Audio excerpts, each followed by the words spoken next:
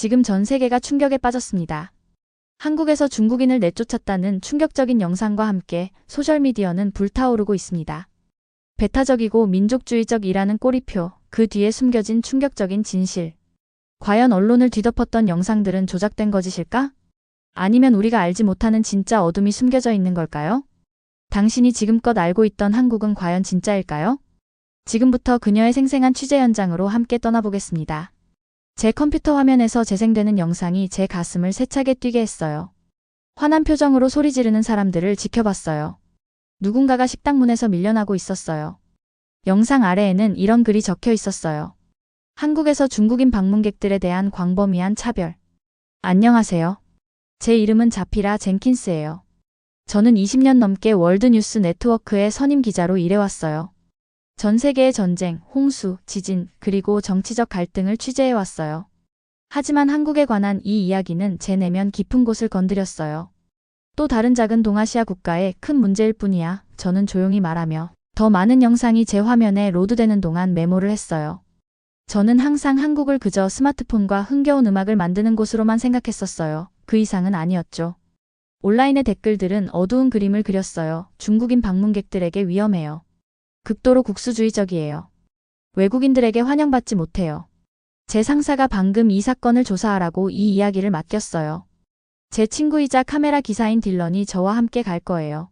우리는 또한 언어와 문화를 아는 중국 특파원 메이와도 함께 일하게 될 거예요. 그날 밤 저는 전혀 잠을 이룰 수 없었어요. 그 영상에서 본 화난 얼굴들이 계속해서 제 머릿속에 번쩍였어요. 그들이 전체 이야기를 보여주고 있었을까요? 모두가 놓치고 있는 무언가가 있었을까요? 아침이 왔을 때 저는 내면이 달라진 것을 느꼈어요. 저는 거울 앞에 서서 잠을 자지 못해 빨개진 눈으로 자신을 바라보며 스스로에게 약속했어요. 중요한 건 진실이야. 사람들이 진실이라고 생각하는 것이 아니라, 믿기 쉬운 것이 아니라 실제로 일어나고 있는 일이야. 저는 바로 딜런에게 전화했어요. 우리가 직접 확인해봐야 해. 저는 감정에 떨리는 목소리로 말했어요. 어떤 가정도 어떤 편견도 없이. 그저 열린 눈과 정직한 보도만. 서울로 가는 비행기는 길었어요. 저는 창가에 앉아 아래로 지나가는 구름을 바라봤어요. 몇 시간 앉아 있었더니 좌석이 불편하게 느껴졌지만 제 마음은 너무 바빠서 신경 쓰지 않았어요. 저는 계속 그 영상들에 대해 생각했어요. 우리가 실제로 한국에서 무엇을 발견할까요? 사람들이 말하는 것처럼 그렇게 나쁠까요? 딜런은 제 옆에 앉아 카메라에 있는 사진들을 넘겨보고 있었어요. 한국에 가본 적이 없어요. 그가 말했어요. 영화와 뉴스에서 본 것만 알아요. 저도 마찬가지예요. 저는 인정했어요. 그게 문제죠. 그렇지 않나요? 우리는 한 번도 방문하지 않은 장소에 대한 의견을 형성해요. 메이는 도쿄에서의 환승 시간에 우리와 합류했어요. 그녀는 게이트에서 우리와 함께 앉으며 걱정스러워 보였어요. 고향 친구들이 가지 말라고 계속 얘기했어요. 그녀는 조용히 말했어요. 지금은 한국이 중국인들에게 안전하지 않다고 했어요. 저는 그녀의 얼굴을 바라보며 그녀의 눈에서 진짜 걱정을 봤어요.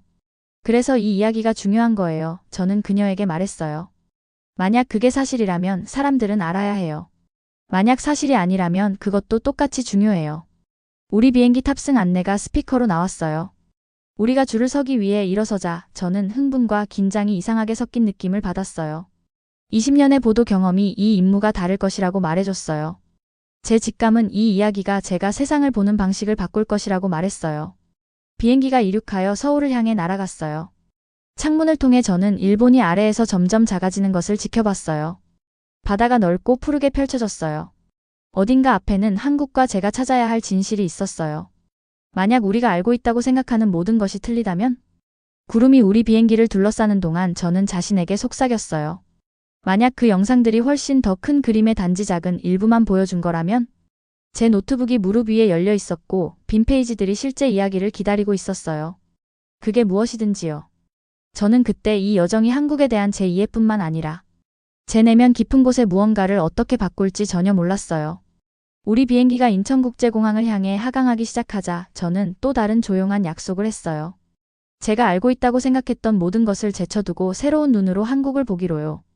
진실은 바이럴 영상과 화난 헤드라인을 넘어 서울의 거리 어딘가에서 기다리고 있었어요.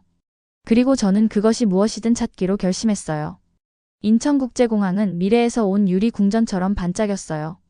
비행기에서 내리는 순간 저는 그곳이 영상에서 보여줬던 것과 얼마나 다른지 알아차렸어요. 넓은 복도가 모든 방향으로 뻗어 있었고 높은 천장은 저를 작게 느끼게 했어요. 직원들은 여러 언어로 여행객들을 안내하며 미소를 지었어요. 디지털 안내판에는 영어에서 중국어, 일본어, 그리고 다른 많은 언어로 바뀌는 환영 메시지가 반짝이고 있었어요. 이건 우리가 그 영상들에서 보아온 것과 일치하지 않아요. 우리가 짐을 기다리는 동안 딜런이 속삭였어요. 그의 큰 키와 무거운 카메라 장비 때문에 사람들이 우리를 호기심 어린 눈으로 바라봤지만 우리 눈이 마주치면 그들은 공손하게 미소를 지었어요. 저는 어떤 분노나 불친절함도 보지 못했어요. 메이는 우리 근처에 서서 도착장 주변을 빠르게 살펴보고 있었어요. 그녀는 긴장해 보였고 공항 직원들이 다른 여행객들을 어떻게 대하는지 지켜보고 있었어요. 무슨 문제점이 보여요? 저는 조용히 그녀에게 물었어요. 그녀는 천천히 고개를 저었어요. 아직은 없어요. 하지만 제 친구들이 저를 경고했을 때 정말 진지했어요. 그들은 중국인들이 지금 이곳에서 환영받지 못한다고 말했어요. 우리 가방이 도착했고 우리는 출구를 향해 나아갔어요. 한 남자가 제 이름이 적힌 팻말을 들고 있었어요. 우리 택시기사였죠. 그는 중년이었고 눈가에 웃음주름이 있었어요. 우리가 기자라는 것을 듣자 그는 흥분해서 서툰 영어로 즐겁게 대화하기 시작했어요. 한국은 모두를 환영해요. 그는 자신의 말을 설명하기 위해 큰 손짓을 사용하며 주장했어요. 그가 적절한 영어 단어를 찾지 못했을 때 그는 자신의 휴대폰 번역 앱을 사용했어요.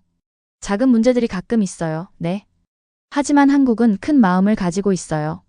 우리가 서울을 향해 운전하는 동안 저는 마치 처음으로 놀라운 것을 보는 아이처럼 창문에 얼굴을 바짝 붙였어요. 도시가 지평선에 나타났어요. 옛것과 새것의 놀라운 조화였죠. 구부러진 빨간 지붕을 가진 고대 궁전문은 구름을 만지는 것 같은 유리 마천루 옆에 자랑스럽게 서 있었어요. 우리가 거대한 다리를 건너는 동안 모든 배경의 사람들로 가득 찬 거리가 우리 아래에서 바쁘게 움직이고 있었어요. 상점 간판에 있는 모든 언어들을 봐요. 저는 많은 간판들이 한국어, 영어, 중국어 글자를 보여주는 것을 지적했어요. 그들이 누군가를 배제하려고 하는 것 같지는 않네요. 메이는 고개를 끄덕였지만 여전히 불확실해 보였어요. 표면적인 모습은 일상적인 경험과 다를 수 있어요. 그녀는 저에게 상기시켰어요. 우리 호텔은 도심 한가운데에 있었어요. 23층에 있는 제 방에서 저는 수마일 밖까지 볼 수 있었어요. 오후 햇살은 한강을 도시를 가로지르는 금색 리본처럼 빛나게 했어요. 산들이 멀리서 솟아올랐고 일부는 그 빛 아래 자리 잡은 작은 사원들이 있었어요. 그날 저녁 우리는 호텔 근처의 동네를 걸었어요. 음식 냄새가 공기를 가득 채웠어요. 매콤하고 달콤하고 짭짤한 맛이 모두 섞여 있었어요. 길거리 상인들은 지나가는 사람들에게 만두, 국수, 그리고 제가 알아보지 못하는 것들을 제공하며 소리쳤어요. 길거리 음식을 좀 먹어볼까요? 딜런이 한 여성이 팥이 들어간 팬케이크 같은 간식을 만들고 있는 가판대를 가리키며 물었어요. 저는 일단 패스할게요. 메이는 여전히 상인들이 다른 손님들과 어떻게 상호작용하는지 지켜보며 말했어요. 그녀가 우리가 조사하러 온 차별의 징후를 찾고 있다는 것을 알 수 있었어요. 우리는 메뉴에 음식 사진이 있는 작은 식당에 멈췄어요. 안에서 여종업원이 미소로 우리를 맞이했어요. 그녀가 메이가 우리에게 중국어로 말하는 것을 들었을 때 저는 그녀의 표정이나 행동에 어떤 변화가 있는지 주의 깊게 지켜봤어요. 아무것도 변하지 않았어요. 그녀는 여러 언어로 된 메뉴를 가져왔고 우리가 손가락으로 가리키며 질문했을 때 인내심을 가지고 요리를 설명해 주었어요. 식사 후 우리는 다채로운 네온 간판으로 밝혀진 거리를 통해 호텔로 걸어 돌아왔어요. 상점과 레스토랑에서 음악이 흘러나왔어요. 젊은이들은 카페와 상점 사이를 오가며 웃고 있었어요. 정말 평범하게 느껴져요. 딜런이 호텔에서 엘리베이터를 기다리며 말했어요. 심지어 친절하기까지 해요. 이건 우리의 첫날일 뿐이에요. 저는 그에게 상기시켰어요. 우리는 더 깊이 들여다봐야 해요. 바이럴 영상들은 특정 장소에서 일어났어요. 관광지가 아니라요. 제 방으로 돌아와 저는 침대에 앉아 지금까지 보고 느낀 모든 것에 대해 자세한 메모를 작성했어요. 제 창문 밖의 도시는 밤이 완전히 내리면서 변했어요. 서울은 지평선까지 뻗어 있는 불빛의 바다가 되었어요. 그 어딘가에 제가 찾으러 온 진실이 있었어요. 저는 이른 아침을 위해 알람을 맞췄어요. 내일 우리는 실제 조사를 시작할 것이었어요. 첫인상을 넘어 한국인들과 중국인 방문객들 사이에 실제로 무슨 일이 일어나고 있는지 발견하기 위해서요. 영상에서 제시한 것처럼 광범위한 차별이 있었을까요? 아니면 이야기에 더 많은 것이 있었을까요? 제가 잠으로 빠져들면서 바이럴 영상의 얼굴들이 다시 제 마음속에 번쩍였어요. 하지만 이제 그들은 미소 짓는 공항 직원들, 우리의 친절한 택시기사, 그리고 인내심 있는 식당 종업원과 섞여 있었어요. 이야기는 이미 제가 예상했던 것보다 더 복잡해지고 있었어요.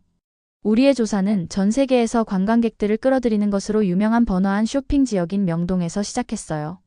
거리는 다양한 언어를 말하는 사람들로 가득 찼고, 그들은 상점 주인들과 흥정하고 김이 나는 카트에서 길거리 음식을 시도하고 있었어요.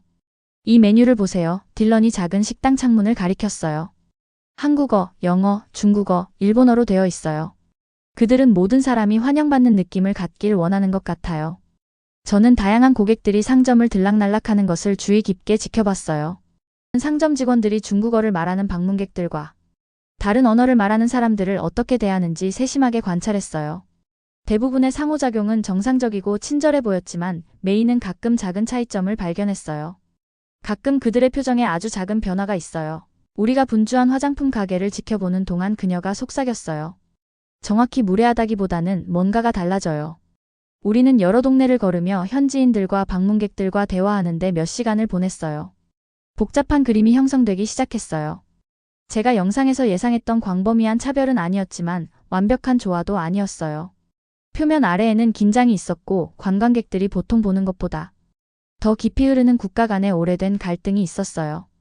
오후에 우리는 조용한 골목에 숨겨진 전통 찻집을 발견했어요. 노부부가 그곳을 운영하고 있었는데 우리가 기자라는 것을 듣자 그들은 특별한 차와 떡을 대접하겠다고 고집했어요. 한국과 중국은 의견 차이가 있는 가족 같아요. 노부인이 숙련된 손으로 차를 따르며 간단한 영어로 설명했어요. 때로는 화난 말들, 때로는 오해들이 있어요. 하지만 마음 깊은 곳에는 존중이 존재해요. 그녀의 남편이 강하게 고개를 끄덕였어요. 미디어는 싸움만 보여주어요. 천년의 공유된 역사, 공유된 문화는 보여주지 않아요. 차는 향기롭고 진정시키는 효과가 있었어요. 제가 그것을 홀짝이면서 저는 제 안에서 무언가 변화를 느꼈어요. 이 이야기는 차별이 존재한다 또는 차별이 존재하지 않는다처럼 단순하지 않았어요. 진실은 언제나처럼 훨씬 더 복잡했어요. 그날 저녁 우리는 서울에서 공부하는 여러 중국인 학생들을 인터뷰했어요. 그들의 경험은 서로 매우 달랐어요. 일부는 불편한 상황을 겪었거나 특정 장소에서 환영받지 못한다고 느꼈지만 다른 이들은 한국인 동급생들의 놀라운 친절함에 대해 이야기했어요. 바이럴 영상의 문제는 한 학생이 생각에 잠겨 저에게 말했어요. 그들이 누군가의 최악의 순간 30초를 보여주지만 매일 일어나는 수천 개의 정상적이고 친절한 상호작용은 절대 보여주지 않는다는 거예요. 저는 제 노트북에 빠르게 적었어요. 제가 발견할 것이라 예상했던 것과는 다른 이야기가 형성되고 있었어요. 진짜 이야기는 차별이 존재하는지 여부에 관한 것이 아니었어요. 그것은 인간의 상호작용이 얼마나 복잡한지, 역사가 현재에 어떻게 영향을 미치는지, 그리고 소셜미디어가 가장 극적인 순간만 보여줌으로써 우리의 이해를 어떻게 왜곡할 수 있는지에 관한 것이었어요. 밤이 내리자 우리는 음식 냄새와 음악으로 가득 찬 거리를 통해 우리 호텔로 걸어 돌아왔어요. 저는 메이가 이제 더 편안해 보이는 것을 알아챘어요. 심지어 그녀는 한국어와 중국어 단어를 섞어 즐겁게 대화를 나누던 길거리 상인에게서 작은 기념품을 사기 위해 멈추기도 했어요. 무슨 생각을 하고 있어요? 우리가 번화한 거리를 건너기 위해 기다리는 동안 저는 그녀에게 물었어요. 그녀는 이전에 비에서 생긴 웅덩이에 반사된 도시 불빛을 바라봤어요. 진실은 결코 단순하지 않다는 생각이 들어요. 그녀가 말했어요. 그리고 우리가 직접 보러 온 것이 기뻐요. 다음 날 저희는 관광지를 벗어나 외국인들이 거의 방문하지 않는 작은 동네로 모험을 떠났어요. 이곳의 거리는 더 좁았고 고급 브랜드 상점 대신 소박한 가게들과 전통시장이 있었어요. 아침 공기는 갓 구운 빵과 구워지는 고기 냄새로 가득했어요. 제가 알록달록한 채소 값 한 대의 사진을 찍기 위해 멈췄을 때 근처에서 큰 목소리가 들렸어요. 제 머리가 번쩍 들렸어요. 모퉁이에서 중년 남성 몇 명이 크게 말다툼을 하고 있었고 저는 중국인으로 보이는 젊은 남성이 그들로부터 물러나고 있는 것을 발견했어요. 제 심장이 빠르게 뛰기 시작했어요. 이것은 저희가 그 바이럴 영상들에서 봤던 사건들의 시작과 똑같이 보였어요. 제 기자 본능이 즉시 발동했어요. 딜런. 저는 급하게 손짓하며 불렀어요. 카메라 준비해요. 딜런이 서둘러 다가와 카메라를 어깨에 들어 올렸어요. 저희는 더 가까이 다가갔어요. 저희가 조사하러 온 그런 종류의 사건을 기록할 준비가 되어 있었죠. 메이가 긴장된 표정으로 저희 뒤에서 서둘러 따라왔어요. 하지만 그 다음에 일어난 일은 저희 모두를 완전히 놀라게 했어요. 한 연세 드신 한국 할머니가 근처 가게에서 나타났어요. 그녀는 아주 작았고 남자들의 어깨까지도 겨우 닿을 정도였으며 은색 머리카락은 올림머리로 뒤로 묶여 있었어요. 작은 체구에도 불구하고 그녀는 완전한 자신감으로 움직였어요. 그녀는 언쟁을 벌이는 남자들 사이에 직접 끼어들었고 등은 곧게 펴고 턱은 들고 있었어요. 남자들은 즉시 조용해졌어요. 노부인은 명확하고 강한 목소리로 그들에게 단호하게 말했어요. 그녀는 먼저 중국인 남성을 가리킨 다음 그들 주변의 동네를 가리켰고 그녀의 손은 요점을 설명하면서 표현력 있게 움직였어요. 저는 그녀의 말을 이해할 수 없었지만 효과는 즉각적이었어요. 긴장감은 뜨거운 물 속의 얼음처럼 녹아내렸어요. 한 명씩 남자들은 고개를 끄덕이고 물러났으며 다소 당혹스러워 보였어요. 그 후 노부인은 중국인 남성의 손을 잡고 그를 그녀의 가게로 데려갔으며 그에게 부드럽게 말했어요. 방금 무슨 일이 있었던 거예요? 저는 메이에게 속삭였어요. 잘 모르겠어요. 그녀가 제가 느끼는 것만큼 놀란 표정으로 말했어요. 알아봐요. 저희는 예의 바르게 거리를 두고 따라갔어요. 그 여성의 가게는 전통 약재상이었어요. 창문을 통해 저는 말린 약초와 뿌리가 가득 담긴 나무 서랍과 유리 항아리로 가득 찬 벽을 볼 수 있었어요. 밖으로 흘러나오는 공기는 이상하지만 유쾌했어요. 마치 비가 내린 후의 숲처럼요. 노부인은 젊은 중국인 남성에게 차를 대접하고 있었고 그가 편안한지 확인하고 있었어요. 그녀가 문간에서 머뭇거리고 있는 저희를 알아차렸을 때 그녀는 따뜻한 미소로 저희에게 들어오라고 손짓했어요. 제발 들어오세요. 그녀는 영어로 부르며 작은 나무 의자들을 가리켰어요. 앉으세요. 차 한잔하세요. 안에서 가게는 평화롭게 느껴졌어요.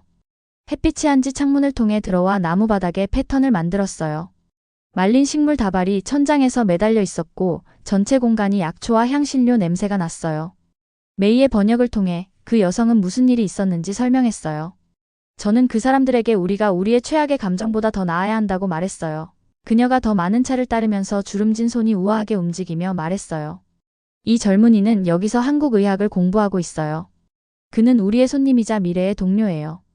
린이라는 이름의 중국인 학생은 방향에 대한 오해가 언어 장벽 때문에 논쟁으로 바뀌었다고 설명했어요. 저는 특정 약초 가게를 어디서 찾을 수 있는지 물었어요. 그는 차를 홀짝이며 말했어요. 하지만 그들은 제가 일부러 잘못된 방향을 알려줬다고 비난하는 것으로 생각했어요. 할머니가 저를 구해주셨어요. 그녀는 우리 모두가 좋은 삶을 살려고 노력하는 사람들일 뿐이라는 것을 모두에게 상기시켜 주셨어요. 저는 카메라를 내린 딜런을 힐끗 봤어요. 이것은 저희가 포착하려고 예상했던 극적인 대립이 아니었어요. 대신 이것은 더 강력한 무언가였어요. 문화적 차이를 연결하는 순간이었죠. 자신을 박 여사라고 소개한 약재상 주인은 손잡이가 없는 작은 도자기 컵으로 저희에게 차를 대접했어요. 차는 연한 녹색이었고 신선한 풀냄새가 났어요.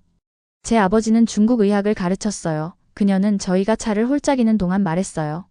저도 중국인 선생님들에게 배웠어요. 지식에는 국경이 없어요. 그녀는 수많은 세월을 본 현명한 눈으로 저를 바라봤어요. 하지만 두려움은 사람들의 마음속에 국경을 만들어요. 박 여사는 그녀가 직접 만든 찹쌀떡을 나눠 먹지 않고는 저희를 보내주지 않았어요. 그것은 달콤하고 쫄깃했으며 안에는 팥 앙금이 들어있었어요. 저희가 마침내 작별 인사를 했을 때 그녀는 작은 종이봉투에 담긴 차 잎을 제 손에 쥐어줬어요. 언제든지 다시 오세요. 그녀는 제 손을 그녀의 따뜻하고 주름진 손 사이에 잡고 말했어요. 한국은 항상 당신의 환영받는 집이에요. 그날 오후 호텔로 걸어 돌아가면서 저는 제 안에서 무언가가 변했다고 느꼈어요. 제가 말하러 온 이야기는 제 눈앞에서 훨씬 더 복잡하고 의미 있는 무언가로 변하고 있었어요. 그건 제가 발견하길 기대했던 것이 아니었어요. 저는 커피를 마시기 위해 멈췄을 때 딜런과 메이에게 인정했어요. 저도 그래요. 메이가 말했어요. 하지만 아마도 그것이 정확히 요점일 거예요. 우리는 우리가 보길 기대했던 것을 찾으러 왔어요. 그날 밤 제 호텔 방에서 저는 잠을 이루지 못하고 몇 시간 동안 천장을 바라봤어요. 약재상 주인의 친절한 얼굴이 그녀의 말과 함께 계속해서 제 마음속에 나타났어요. 두려움은 사람들의 마음속에 국경을 만들어요. 저는 한국에 도착하기도 전에 제 자신의 생각 속에 얼마나 많은 국경을 만들었는지 깨달았어요. 짧은 동영상 클립과 화난 댓글들을 바탕으로 최악의 상황을 믿기가 얼마나 빨랐는지요. 내일은 저희의 서울에서의 마지막 날이었어요. 저는 더 깊이 파고들어 헤드라인과 바이럴 영상 아래 숨겨진 더 많은 진실을 찾기로 결심했어요. 서울에서의 마지막 날, 저희는 차별 의혹을 보여주는 바이럴 영상 중 하나에 등장했던 식당을 방문했어요. 그 영상은 중국인 손님들이 돌려보내지는 반면 다른 사람들은 안으로 들어가도록 허용되는 모습을 보여줬어요. 그것은 온라인에서 수백만 조회수와 수백 개의 환한 댓글을 받았어요. 저희가 작은 식당에 다가갈 때 제 위가 긴장으로 뭉쳤어요. 문 위의 간판은 김이 모락모락 나는 국수 그릇을 보여주고 있었어요. 창문을 통해 저는 식사를 즐기는 사람들로 가득 찬 테이블을 볼 수 있었어요. 그들이 저희를 환영할까요? 저희가 기자라는 것과 그들을 조사하고 있다는 것을 알게 되면 화를 낼까요? 저는 깊은 숨을 들이쉬고 문을 밀어 열었어요. 종이 짤랑거리며 저희의 도착을 알렸어요. 식당은 정말 좋은 냄새가 났어요. 진한 국물, 매콤한 김치, 그리고 구워지는 고기 냄새가 공기를 가득 채웠어요. 50대의 여성이 환영하는 미소로 저희에게 다가왔어요. 세 분이세요? 그녀는 영어로 물으며 창가에 있는 빈 테이블을 가리켰어요. 저희는 자리에 앉았고 저는 메이가 주인이 그녀를 딜런과 저에 비해 어떻게 대하는지 주의 깊게 지켜보는 것을 알아챘어요. 하지만 그 여성은 메뉴를 건네주면서 저희 모두에게 똑같이 미소를 지었어요. 사실은요, 저는 심장이 더 빠르게 뛰면서 말했어요. 저희는 기자예요. 이 식당이 몇 달 전에 온라인 영상에 등장했는데 그게 사건을 보여줬어요. 여성의 미소가 사라졌어요. 그녀의 어깨가 살짝 떨어졌어요. 화를 내거나 방어적이 되는 대신 그냥 피곤해 보였어요. 제 사업을 거의 망하게 한 그 영상을 말씀하시는 거죠? 그녀는 조용히 말했어요. 사람들이 저를 끔찍한 이름으로 부르고 제 가족에게 위협을 보낸 그 영상 말이에요. 그녀는 자신을 김 여사라고 소개하고 잠시 기다려 달라고 했어요. 그녀는 다른 직원에게 손님 맞이를 맡기고 저희에게 식당 뒤쪽에 있는 작은 사무실로 따라오라고 했어요. 안에서 그녀는 저희에게 뜨거운 차를 대접하고 앉으라고 했어요. 그녀의 가족 사진이 벽을 장식하고 있었어요. 졸업하는 아이들, 아마도 그녀의 부모님인 연세 드신 부부, 해변에서의 가족 휴가 사진이요.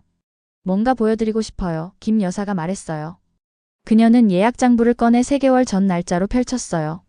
저희는 개인 행사를 위해 완전 예약이 차 있었어요. 그녀는 전체 페이지에 쓰여진 메모를 가리키며 설명했어요. 지역 회사가 직원 파티를 위해 모든 테이블을 예약했었어요. 그것은 창문에도 써 있었는데 영상은 그 부분을 보여주지 않았어요. 그녀는 한국어, 영어, 중국어로 된 항목들을 보여주며 예약 장부의 페이지를 넘겼어요. 그 영상 이후 제 사업은 거의 실패할 뻔했어요. 사람들이 저를 끔찍한 이름으로 불렀어요. 제 아이들은 그들의 어머니가 이 식당을 소유하고 있다고 말하는 것을 부끄러워했어요. 김 여사의 눈에 눈물이 고였지만 그녀는 재빨리 그것을 닦아냈어요. 가장 나쁜 부분이 뭐냐면요. 제 어머니는 어려운 시절에 중국인 이웃들의 도움을 받았어요. 제 아들의 가장 친한 친구는 중국인이에요. 제가 어떻게 중국 사람들을 미워할 수 있겠어요? 이건 제게 전혀 말이 안 돼요. 그녀는 저희가 떠나기 전에 점심을 대접하겠다고 고집했어요. 음식은 정말 맛있었어요. 야채와 고기가 올라간 진한 국물에 뜨겁고 풍미 있는 국수였어요. 저희가 식사하는 동안 손님들이 오고 갔어요. 저는 김 여사가 각 손님이 어디서 왔든 어떤 언어를 사용하든 상관없이 모두를 따뜻하게 맞이하는 것을 지켜봤어요. 그날 오후 늦게 저희는 호텔 방에서 모든 영상과 인터뷰를 모았어요. 저는 침대에 앉아 이 이야기를 진실되게 전달할 말을 찾으려고 노력했어요. 제 컴퓨터 화면에는 저희의 전체 여행에서 얻은 메모가 표시되어 있었어요. 친절한 공항 직원들, 찻집 부부, 약재상 주인, 김 여사와 그녀의 예약 장부가요. 진짜 차별은 메이가 저희가 자료를 검토하는 동안 말했어요. 우리가 이해하지 못하는 장소와 사람들에 대해 최악의 것을 믿는 것이 얼마나 빠른지일 수도 있어요. 딜런이 고개를 끄덕이며 그가 찍은 사진들을 스크롤했어요. 30초짜리 비디오는 몇 시간 만에 전 세계로 퍼질 수 있지만 전체 이야기를 보여줄 수는 없어요. 그날 밤 저는 아침 귀국 비행기를 위해 가방을 쌌어요. 박 여사가 저에게 준 작은 차입 봉투가 제 옷 위에 놓여 있었어요. 저는 그것을 집어들고 신선하고 흙내음이 나는 냄새를 들이마셨어요. 그것은 저에게 그녀의 지혜로운 눈과 친절한 손을 떠올리게 했어요. 스튜디오로 돌아왔을 때 저는 심장이 빠르게 뛰는 상태로 카메라 앞에 섰어요. 빨간 불빛이 깜빡이며 녹화 중임을 알렸어요. 이것은 제가 취재하러 보내진 이야기가 아니었지만 제가 말해야 할 이야기였어요. 한국에 관한 진실은 30초짜리 클립이나 환한 헤드라인에서 찾을 수 없어요. 저는 감정이 가득한 목소리로 시작했어요. 진짜 이야기는 고대 전통이 현대적 도전을 만나는 나라, 역사적 긴장이 일상적인 친절과 함께 존재하는 나라에 관한 것이에요. 저는 갈등을 해결하기 위해 나서신 연세 드신 약재상 주인, 오해로 사업에 피해를 입은 식당 주인, 그리고 저희가 목격했지만 헤드라인에 절대 나오지 않은 수천 개의 작지만 관대한 상호작용들을 설명했어요.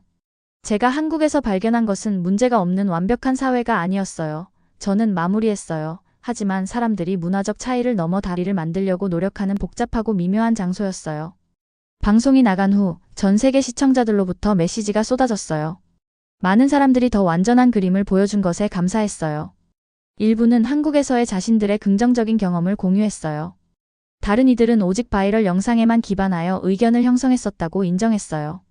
그날 저녁 저는 박 여사의 차 한 잔을 만들고 제 아파트 창가에 서서 아래의 도시 불빛을 바라봤어요.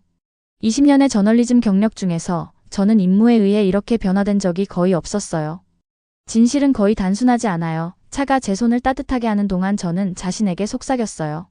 하지만 그것을 찾는 것은 항상 여정의 가치가 있어요. 바이럴 영상들이 거짓말을 한 것은 아니었어요. 그런 사건들은 실제로 일어났어요. 하지만 그것들은 훨씬 더 크고 복잡한 현실의 아주 작은 조각만 보여줬어요. 그런 조각들로부터 우리가 한 나라 전체를 이해했다고 믿음으로써 아마도 우리는 우리 자신의 형태의 차별을 저지르고 있었던 것일지도 몰라요. 저는 향기로운 차를 홀짝이며 박 여사의 말을 기억했어요. 두려움은 사람들의 마음속에 국경을 만들어요. 한국으로의 여정은 제 자신의 일부 국경을 무너뜨리는 데 도움을 줬어요. 그리고 그것이 저는 깨달았어요. 정말 말할 가치가 있는 이야기였어요. 오늘의 사연은 여기까지입니다. 앞으로도 계속해서 놀라운 이야기로 찾아오겠습니다. 구독과 좋아요, 알림 설정 꼭 부탁드립니다. 다음 이야기도 많이 기대해주세요. 오늘도 시청해주셔서 감사합니다.